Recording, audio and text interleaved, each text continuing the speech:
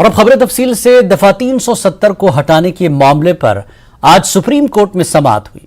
Supreme court की 5 जजों की आईनी बेंच ने कहा कि वो 2 अगस्त से इस मामले की समाअत शुरू करेगी।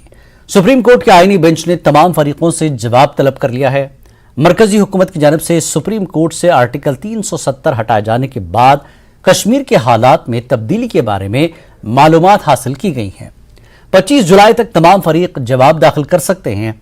CJI ने कहा कि पीर और जुमे के अलावा सुबह 10:30 बजे से समाअत होगी। CJI ने कहा कि आर्टिकल 370 से मुताल्लिक कोई दस्तावेज 27 जुलाई के बाद अदालत में दाखिल नहीं किया जाना चाहिए।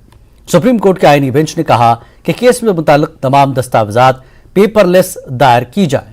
सुप्रीम कोर्ट जम्मू कश्मीर की सूरत हाल से मुताल्लिक मरकज की तरफ से दाखिल करदा नए हलफनामे पर समाअत नहीं करेगा। आईनी बेंच ने कहा कि वो सिर्फ आईनी मामले पर ही समाअत करेगा। मरकज के नए हलफनामे का इस मामले में कोई असर नहीं है।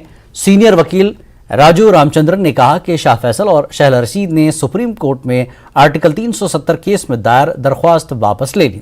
चीफ जस्टिस ने दरख्वास्त गुजारों की फहरिस्त से दोनों के नाम निकालने को कहा। अब तक आर्टिकल 370 केस की समाअत में शाह फैसल बमुकाबला गवर्नमेंट ऑफ इंडिया के नाम पर लीड पिटीशन दर्ज थी। अब नए नाम से दर्ज किया जाएगा। हुकूमत की तरफ से वाज़ेह किया गया है कि अगरचे हुकूमत ने दफा 370 हटाने के बाद जम्मू कश्मीर में बदली हुई सूरत हाल के बारे में जवाब दाखिल कर दिया है, लेकिन इसे इस केस से मुताल्लिक आईनी सवालात के खिलाफ दलील के तौर पर इस्तेमाल नहीं किया जाएगा। सुप्रीम कोर्ट ने इस केस का नाम तब्दील कर दिया है। CJI ने कहा कि इस मामले को सुप्रीम कोर्ट में री आर्टिकल 370 के नाम से दर्ज किया जाएगा।